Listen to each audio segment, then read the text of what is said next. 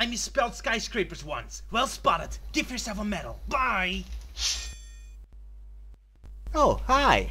I'm Roger van der Weijden. You may know me from classic comedies, such as the movie where everyone screams and punches people, and the one where everyone wants to have butt sex with Sonic. I'm from Europe, a magical place where people can do impossible things like wear a fedora on the streets without being bludgeoned to death by angry internet fashionists. And today, I'm going to tell you how Sonic, insert title, in insert minutes, is being made, from writing to animating to the rest. Why are they so stupid? Why do I draw so horribly? And how could you make such filth yourself? Well, sit back and learn. Writing. You actually have to write these. You imitate the original story, make people scream "wee!" and it's hilarious. Writing a stupid, dumb parody is of course completely different than writing a careful essay, an internet review or something. When you do one of those, you have to painstakingly play the games, pay careful attention, make notes about logical fallacies, irritations or inconsistencies you notice, formulate a satirical point, and then figure out how to go through your points one by one in a linear fashion. However, when I write these dumb cartoons, it's the same. Really, my first draft in a Sonic in Minutes parody is pretty much a Sonic Dissected, or how a Nostalgia Critic review would be of the material. But then I'm only halfway. So we have your observation, like, hey, Silver's motivation to have a dramatic battle with Sonic is kind of weird, how funny. But then I need to work it into the actual animation so it works in-universe. To me, a comedy is only funny when the characters believe in their own universe. They shouldn't be able to spot plot holes themselves. And I try to avoid that happening as much as possible, though sometimes it still happens, unfortunately. I have to formulate the flaw so that it guides the audience to the punchline. So instead of saying the fallacy, I have to work within the narrative and help the audience discover the fallacy themselves. I know I'm successful and I get wonderful comments like, why is Amy such a bitch here? Huh? Did the artist lose interest in the animation? Well done, Timmy, you spotted a joke. It's almost like I did it on purpose. So basically, it takes twice as much of my intelligence and planning to make my audience think twice as hard to create a joke that all people think is 5 times more stupid than if I just said it without making you think. Hooray! So let me further ruin the magic of the shorts while I'll talk about my questionable genius. Most Sonic games give me the luxury of having one main idea that's wrong with the story, providing me with a satirical backbone for the whole structure.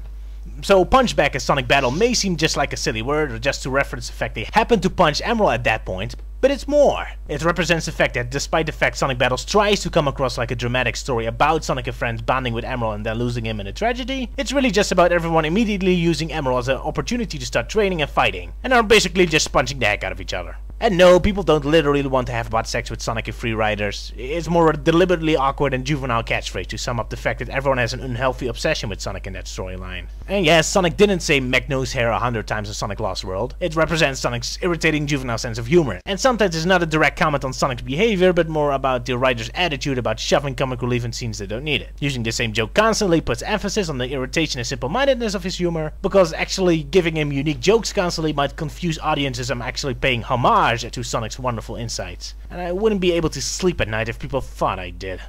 Again, it's a catchphrase to sum up a complicated issue I have with the story, but instead of me just coming out and saying it, it's worked into the narrative for audience to discover it themselves. And sure, tons of people don't get it. And it doesn't matter. I like to have my animations work on several levels at the same time. After all, just having the satirical message would make it pretentious and bitter. I tried my best to construct the movies in such a way that even if you're not familiar with the source material of the specific game, you should be able to get the gist and general idea of the parody. There's energy, stupidity, dumb face expressions, and logical fallacies for the casual viewer, more specific observations and in-jokes for the fans, and the satirical undertone and message for the smarter viewer. Because I hate it when parodies are just in-jokes or about specific knowledge. The more the things and layers that are going on at the same time, the stronger the parody and the larger the audience. Nerdy parodies often have the risk that a writer works off only on their own instincts, and assumes the audience already knows and agrees with everything the writer thinks. Gotta include guidance and manipulation in there. What seems to be a random collection of stupidity and random jokes may hide a careful strategy, how I guide audiences to the satirical core. Take this scene from Sonic Rush in 7 minutes, for example. The point of the movie, what it's all about, is that while the writers intended this to be about Blaze the Loner coming to terms with the fact she can't do everything alone and has to rely more on friends, they completely fail at it, because not only do we never really see Blaze screwing up and is doing a fine job by herself, but Sonic's friends are outright violent psychopaths and barely function as friends. According to me, at least. So in this scene, it starts with the characters quickly summing up where they are in the story, then we see Amy storming at them. Her yelling is physical humor for the general audiences. Now keep in mind, me portraying Amy as a psychopath isn't necessarily because I hate her, or this is how I see her, or how she should be. For example, in the Sonic Lost World parody I portray her straight. The way characters behave is entirely depending on how they were in the original game and what position they take in a satirical message. As I said, it's about Sonic and Pals failing to teach us about friendship, so Blaze is the audience surrogate here and Amy is the one being parodied. While in Lost World, the point of the scene is more about Sonic's lack of involvement in the story and me making fun of him dismissing Amy's situation in the game. In here, she's the audience surrogate and Sonic is a parody victim. So yeah, portraying Amy as a weirdo at this early stage will immediately inform the audience the perspective in which they should view the dialogue. After briefly setting up the situation as it happened in the actual game, Cream makes a joke at Amy's expense and she's taken it badly. But unlike the actual games, Amy follows up on her threat and starts hitting Cream on the head with a hammer. Now, audiences may think that's a joke. Haha! Amy's a dumb, stupid psychopath and she hits Cream on the head. That's not the actual joke. The next thing that happens may look like a simple, unimportant little thing. However, Cream getting back up and smiling is important for two things. One, now people with darker sense of humor will probably think it would have been funnier if Cream was just crunched with a hammer and dead for the rest of the scene, perhaps with even blood coming out of her. However, considering there's already so much hate with the Sonic fandom, I usually want to go for a more neutral tone in the animations, for a wider audience. So Cream immediately getting up and smiling will make the more kind-hearted part of the audience feel more comfortable with laughing at Cream's misfortune, because hey, she's still okay. The second reason I do this is because Cream being hit with the hammer is not a real joke. The real joke is Cream's comment that she considers Amy her friend, which ties back to the actual point I'm trying to make, the bad attempts in teaching us about friendship. Amy never really hurts Cream in the original game, so the violence by itself would be a very weak parody joke. But the fact she threatened Cream with violence and the scene is supposed to be an example of how great pals they are does happen in the game. So with that element included, it fits much better as a proper parody joke. And if you didn't get the reference, it doesn't matter, because then you can just laugh at the physical violence, I guess. That's what I mean with layers. There's a joke happening for general audiences and jokes for more nerdy ones at the same time. Then the joke switched to Amy's hypocrisy in the game, for both being jealous and aggressive towards Blaze and Sonic for being together, yet also preaching to Blaze that she should interact with Sonic. And we get ourselves a nice parody scene. Then we end with Amy doing the creepy head roll thing. This also has a purpose and isn't just random, it's about karma. When you do dark comedy and an unpleasant character does something nasty, you generally want them to be punished. However, Amy never really gets punished for her actions here because that would break the flow of the parody. So instead she's just creepy here to acknowledge that I want the audience to be uncomfortable with her. Bad characters should always get punished or at least acknowledge them being terrible people. And for added karma, I deliberately brought Amy back for the climax, despite she not being there in the actual game, just so Blaze can get some physical revenge on her. So basically, that's how I write those things. I have a central message, usually punctuated by a catchphrase that sums it up. Not all the time though, the next in-minute Sonic parody I'm working on doesn't really have a catchphrase theme going. Then I come up with the set pieces, which are the big jokes that have to happen, and the rest of the dialogue is awkward forced exposition and audience manipulation. I have a few weaknesses in writing.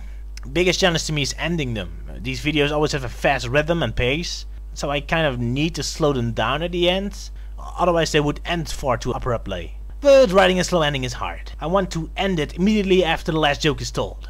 Having a slow natural ending would feel forced. This is why the final joke is usually extremely cruel and violent. Instead of a natural ending and toning it down, I want to keep the energy until the end, but I need something special to make it feel like a proper ending, and not like the parody just suddenly stops and skips to the end credits. And something cruel and violent is usually the cheapest way to get the audience in a shock or other state of mind, so that a jump to the credits at least would feel more natural. But yeah, it might ruin my efforts to make the videos feel natural in tone. I try to end it more on simple bits of irony or a twist on the premise, but that doesn't always work out. Although the core of most of these videos is of a satirical nature, using comedy in order to explore the flaws of our subject, I prefer to give them the tone of a parody. And parodies should be neutral in tone. Parodies are about observations, not opinions.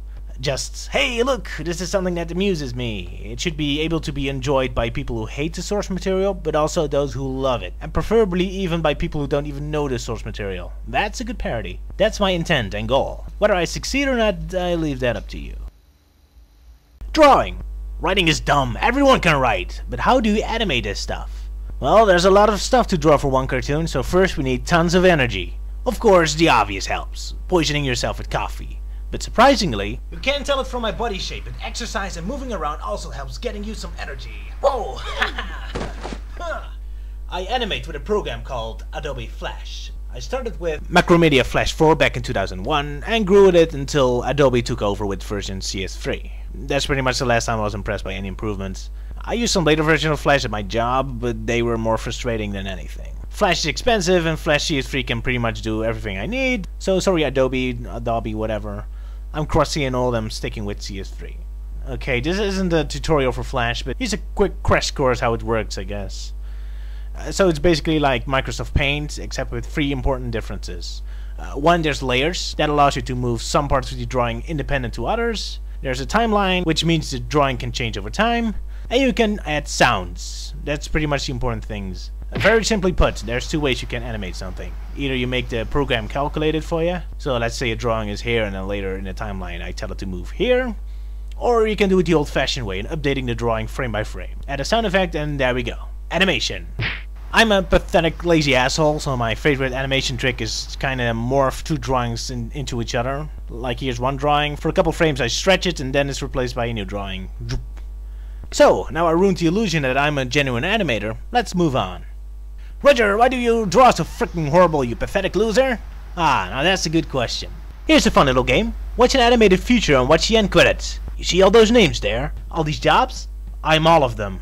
Okay, besides some voice actors, and a music composer, and quality control. Okay, point is, I have to do a couple dozen jobs at the same time. Write the script, storyboard the visuals, design the characters and setting, animate it, get voice actors, mix the soundtrack, scout for sound effects, do some audio editing, coloring, presentation, everything! Or at least a lot of things.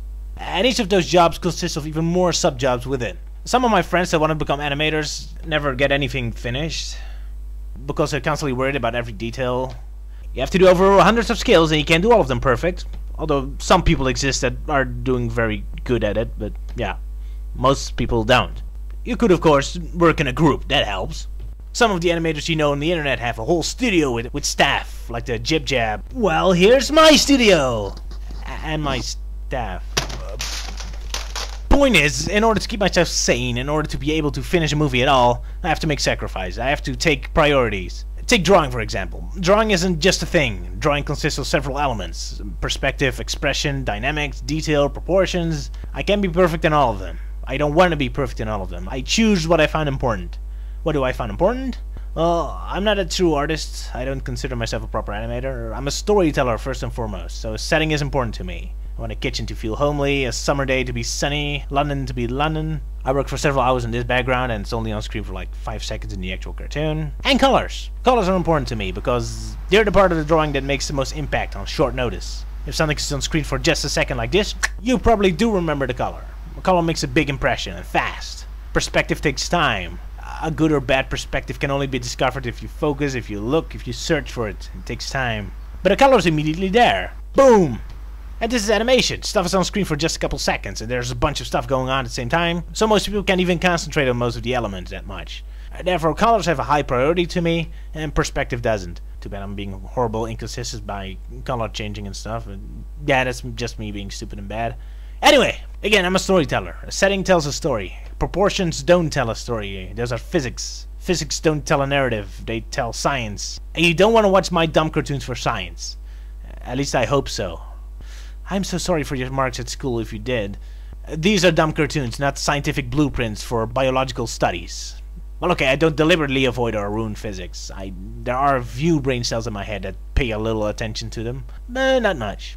Again, if I draw everything out and plan it perfectly, I'd go insane. There's just a point where you want to have your dumb little cartoon finished. I don't earn a cent, I don't sell t-shirts, I don't have any advertisements on, I'm not submitting this to any art exhibitions. I'm just a pathetic dumb idiot who spends his free time making dumb cartoons because that's more fun than watching TV. So, whatever. Priorities. Mouth sync. It's important. It's good. It's good. It's fun to look at. I guess. Damn, the idea of keeping track of every syllable a character can say in the library. Worse, since I have a lot of characters with different faces, so that would require even more mouths to keep track of. I'm not an organizer. Organizing makes me go mad. If I would do a correct mouth sync, it would at least double the amount of time it takes me to make a movie. And sorry, it's not worth that to me. So lame mouth loops it is. But hey, recently I'm occasionally making their chins move and draw more unique mouths for unique characters. So, mouth animation has improved, yay! And almost nobody noticed or cares, and I still don't earn any money with my cartoons, so whatever. Hooray! And the rest. So yeah, writing done, animation done, sound design. Nothing is worse than when you have this sound effect in your head. You know, something happens in the cartoon and you know what sound should play here, but you have no idea what it's called or what it is. Like that sound when someone speaks in a mic, or those anime flash things or whatever. You know the sound, but you have no idea what they're called. You have no idea how many hours I waste on animation, sometimes just searching for that sound. Voice acting. Ah, so many people tell me I should get a new microphone because of the bad voice quality. As if all my voice actors are somehow able to talk through my microphone instead of the one on the other side of the planet where they live in. Which is true, they do. Hey Luke! Can you do the voice line, Pete, you horrible pathetic little bastard, now? Pete, you horribly pathetic little bastard! No, that's not angry enough. Do it again. Or they sent an email. Ah, magical internet. So hey, can you be a voice actor? Sure, send an example to my email and I hope I won't forget you. If I do, sorry, as I said, I'm horrible in organizing and remembering. Also, I'm a horrible voice director. Another one of those 5 million jobs I have to do. For voices, I always prefer the voices as straight as possible. I want serious, boring assholes as voice actors. Not wacky, crazy people who do funny voices. As I said, to me, comedy works the best if the characters believe in their own universe. They have to believe what's going on, not constantly go, ooh, look at me, I'm sure a character in a wacky comedy. Even the crazy characters need some grounding and discipline. I know it's weird, with these crazy cartoons. But hey, Mr. Bean and Ernest and Monty Python are crazy, but watch any of those actors in an interview, you'll notice despite being wacky and crazy on screen, they're always boring and intelligent assholes in real life that hate improvising and people goofing off. It takes great skill and intelligence to make stupid entertainment, because the actor has to be completely in service of the message or the joke. People who act goofy are attention black holes, and the point of the sketch would degenerate just into, look at me, I'm crazy, while real sketches and parodies always have a much more complicated point to them. Another problem with voicing, and one I should explain more often to my actors, but rarely do because I'm a horrible voice director, is the sense of pacing. Especially in my Minutes parodies, but really all my cartoons have a fast pace and energy going on. Yet too many of my voice actors talk slowly and are really acting. I'm really honored that you're really acting and putting so much effort in for my stupid dumb cartoons, but acting is slow. I have to admit my animation are a little too fast. It's one of my weaknesses as an animator. While animating, the scene always lasts longer in my head than it does in real life. Nevertheless, I want voice actors to be able to talk fast, like South Park Robot Chicken fast. Problem is, most voice actors can't really pull this off, so they kind of start floating over the words. Like, say the sentence is, oh no! Knuckles has to drink a cup of coffee immediately! If I ask them to say it, they really act and are slow. Oh no! Knuckles has to drink this cup of coffee immediately. But when I ask them to say it fast, they completely fly over the words. Oh no, Knuckles has to drink a cup of coffee immediately. Like, I can't even hear what you're saying. Talk fast, but darn it, pronunciate those syllables. Oh no, Knuckles has to drink the cup of coffee immediately. That's the kind of talking I'm looking for. Yeah, anyway, sounds, preloader, whatever, you're done. And now you can upload a cartoon. For YouTube, there's a program from Newgrounds called Swivel that turns the flash file into a more acceptable video file, so you can upload it on YouTube. However, for some reason, Swivel always screws up the timing of the sound. So I always have to cut up my animation in several parts and edit them together later. Otherwise the sound will be completely off in the later half, which is really irritating. So that's it, that's how you make animations. Not only have your own successful website and become partners with someone and blah blah, you can earn money and sell things and do incredible stuff. I'm not really a salesman. The idea of having to manage a website and programming stuff and figure out how to do the administration and paperwork of money I earn with the internet with my tax papers gives me a headache. Ugh. And I have this weird thing that when a movie of mine is almost finished, I become an unstoppable machine and just want the thing completed as fast as possible and stop caring about details, which is why there's often beauty mistakes and spelling errors and all that junk. But hey, it's the same energy that enables me to make all those animations to begin with, so can't live with it, can't live without it. And that's the horrible secret of how Sonic in Minutes cartoons are being made. Now go on and make your own or something. There's not enough parodies in the world enough as it is, after all, I guess. Bye! Well, that was educational. Want to know more about how to make animations? Subscribe, follow on Twitter, Facebook, MySpace, DeviantArt, YouTube, FBI One List, Hentai Foundry, Your Uncle's Nightmares, and a map of astrology planetary bodies to see more.